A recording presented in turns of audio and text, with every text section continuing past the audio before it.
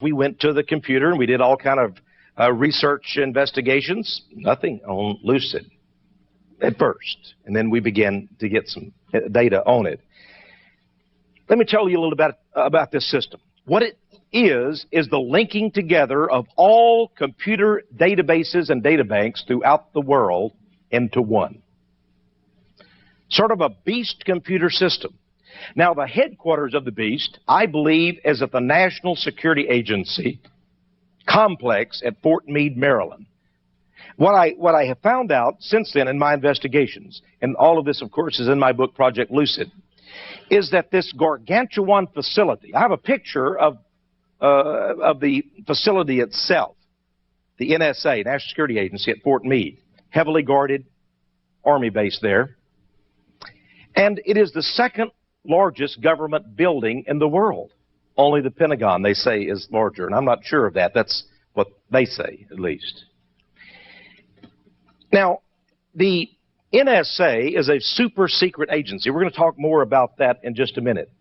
But these are the folks who invented the supercomputer and organized, funded, and put together the World Wide Web, the Internet, working with corporate and other government agencies and educational organizations as well.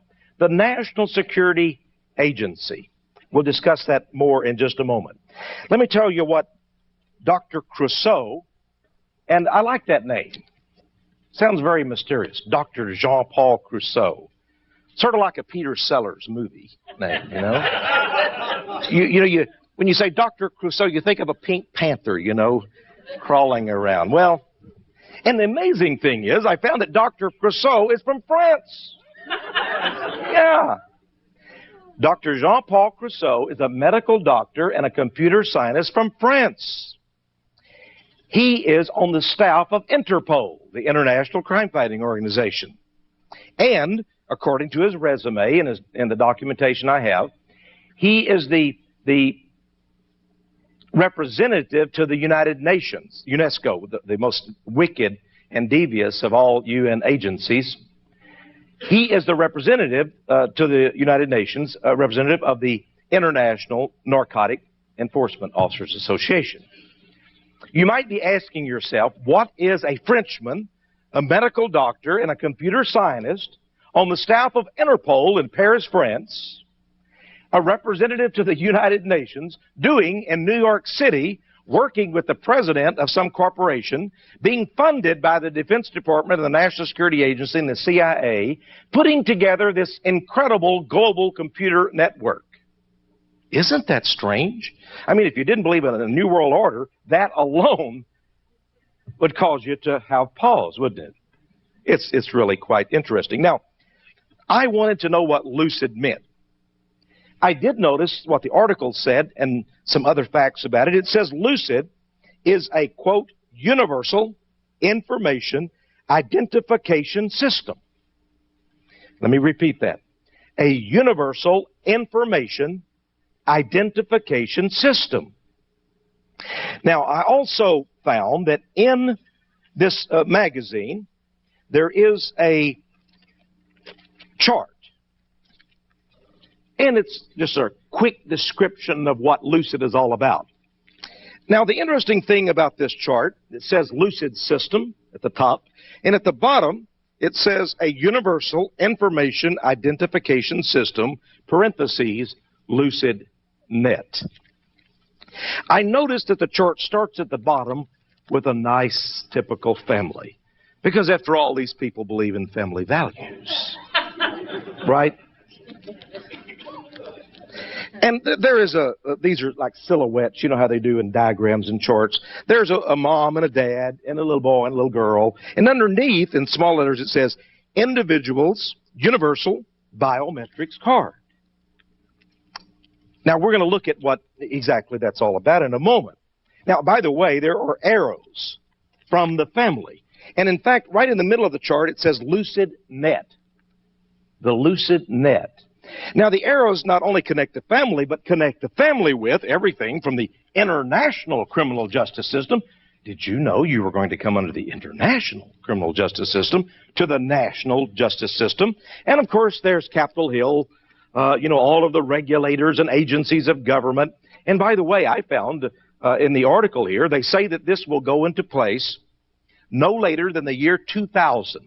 Everyone will receive their universal biometrics card. Let's just call it UBC. It'll connect you with this beast 666 human control system. That's what I call it, because the Bible said these things would take place. The Bible said a system of control would be set up so that no man may buy or sell, save he that had the mark or the name or the number of the beast. Now, the interesting thing is this is a universal system. Well, what are we doing paying for it here in America? Why do we care if 5.5 billion people on this planet all have a universal biometrics ID card? And why they're linked in with the KGB in Russia, and the FBI, and the CIA, and Interpol, and Europol, and the Israeli Mossad, and the French intelligence agencies, and all of the banking systems throughout the world, and all of the educational organizations, and all of the hospitals, and the medical doctors. I could keep going. All of the databases throughout the world as one. Now, with the Internet, you see, you not only have the giant supercomputers at the National Security Headquarters, and I'll talk about that in a moment, the National Identification Center that you probably didn't know exists, but does.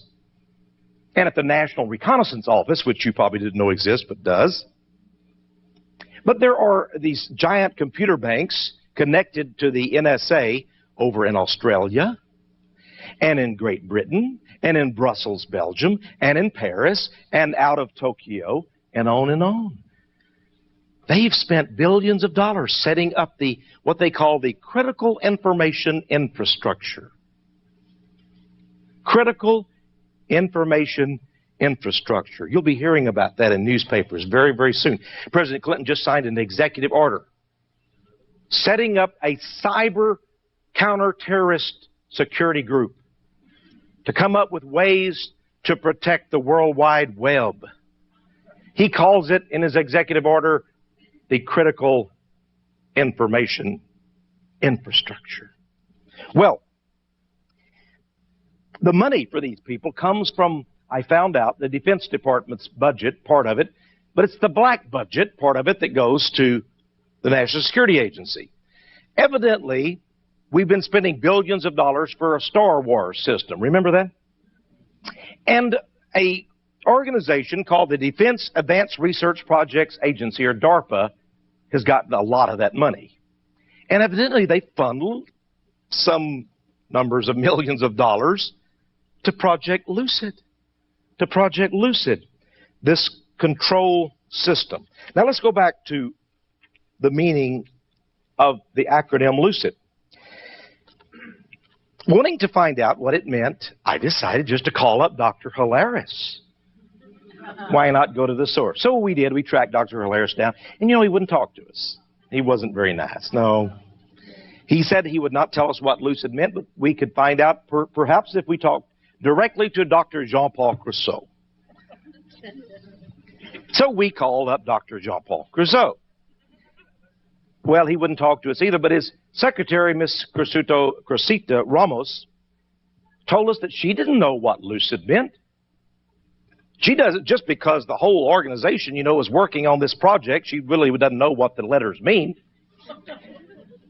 But she said I could talk to Dr. Bernardo Lamb, who is the chief research assistant with this Dr. Crusoe. Now, I'm leading you on this little investigative trail with me, so sort of follow with me, okay?